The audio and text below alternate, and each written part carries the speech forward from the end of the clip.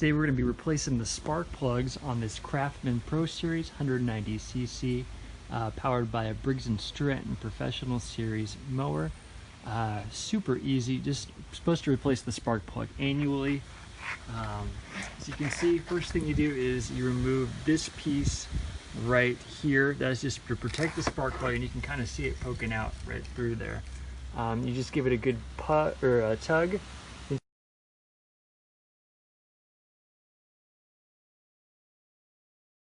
Alright, once you have that piece off, the next is super easy. What you'll need is obviously a replacement spark plug.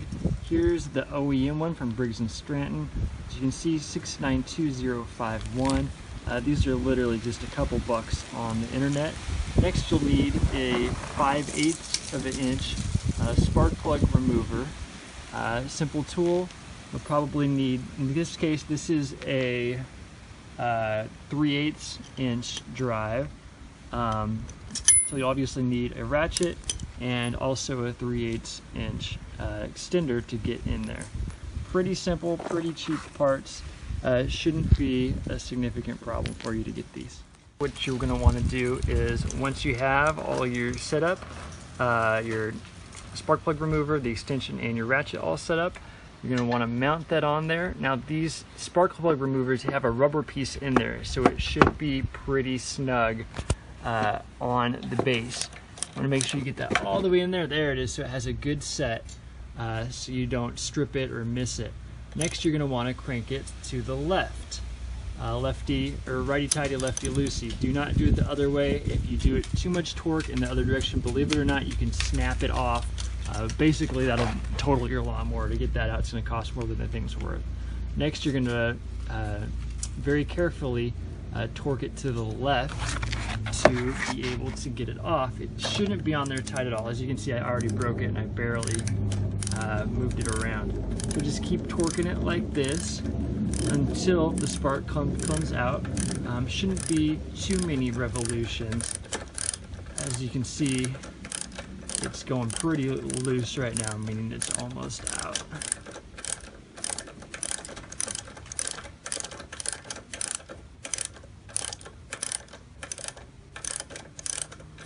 And it should just fall out on its own. It's probably even loose enough right now I could get it with my hand and just pull it out. As you can see, once it starts going back and forth like that, that's an indicator it's so loose that you can get it with your hand. As you can see here, I'm just twirling it on my own to get it out of that socket right there.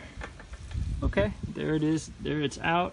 You can see around the tips of it there, it's a little bit burnt up. That's an indication that A, it's been used, so obviously that's not a brand new spark plug, and B, it might be time to change it just based on the amount of hours and the time that it has been in that engine.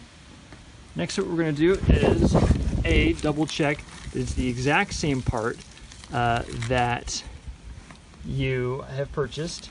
Look at the serial number there. So we have a RC12YX and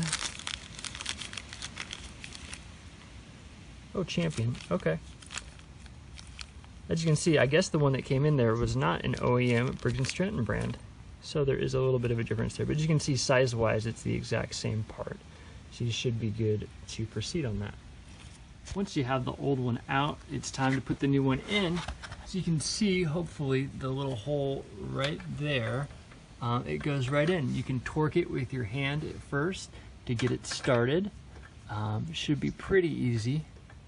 Also, you want to make sure you do this again when the engine is cold and not hot. That way you don't burn yourself on this piece right here. Also, the manufacturer recommends there be no gasoline in it, just for safety concerns. So as you can see, I'm just twirling it in there until basically my hand can't do it anymore, and then I will move on to the spark plug wrench, which I have right here. One thing that's important is to not over torque these. You do not want to snap that in the engine at all. Big issue, if you snap it in the engine, you'll basically, again, total out your engine here. All right, now that we have the first one out and the new one hand torqued in, it's time to get your tool and put it on there. That way we can tighten it up to the proper spec. Again, there's a little rubber piece on the spark plug tool that'll make it nice and firm. That's how you know when you got it on there. And again, we're not going crazy on this. We don't want to snap it in the engine. We don't want to over torque it. The manufacturer's spec is 180 inch-pounds of torque, not to be confused with foot-pounds of torque. It's actually not that tight.